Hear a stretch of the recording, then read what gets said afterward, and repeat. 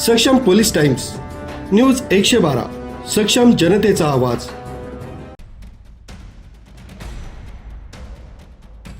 कत्तलीसाठी गोवंश जनावरांची वाहतूक करणाऱ्या महिंद्रा पिकअपवर गुन्हे शाखा युनिट 2 न कारवाई करत 5 गोवंश जनावरांची सुटका केली। या प्रकरणी रिजवान सुलेमान कुरेशी आणि अन्नीस अब्दुल्ला कुरेशी या दोघांना जेरबंद करण्यात आले। त्यांच्याकडून पिकअप वाहन, 2 मोबाईल तसंच 5 गोवंश जनावरं असा 7,45,500 रुपयांचा मुद्देमाल जप्त करण्यात आला। रविवारी 23 ऑगस्ट रोजी वडाळा गाव साठीनगर परिसरात ही कारवाई करण्यात आली। गुन्हे शाखेचे पोलीस उपनिरीक्षक संजय सानप तसंच पोलीस अंमलदार संतोष सुपेकर यांना मिळालेल्या गुप्त माहितीनुसार पथकानं सापळा रचला। महिंद्रा पिकअप MS6 BW 2016 यामधून गोवंश जनावरं उतरवताना दोन्ही संशयितांना ताब्यात घेण्यात आले। वाहनाची तपासणी केली असता 5 जनावरं दाटीवाटीनं तसंच दोन्हीनं बांधून ठेवलेली आढळली।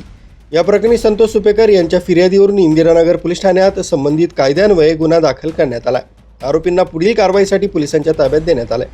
ही कारवाई पोलीस आयुक्त संदीप कर्णिक, पोलीस उपायुक्त गुन्हे किरण कुमार चव्हाण, सहाय्यक पोलीस आयुक्त गुन्हे संदीप मिटके यांच्या मार्गदर्शनाखाली गुन्हे शाखा युनिट 2 चे प्रभारी अधिकारी सहाय्यक पोलीस निरीक्षक हेमंत तोडकर, पोलीस उपनिरीक्षक संजय सानप, श्रेणी पोलीस उपनिरीक्षक बाळू शेळके, सहाय्यक पोलीस उपनिरीक्षक शंकर काळे, गुलाब सोनार, पोलीस अंमलदार प्रदीप नन्नवरे, प्रवीण वानखेडे, महेश खांडबहाले, संतोष सुपेकर तसंच जितेंद्र वजिरे यांच्या पथकानं केली।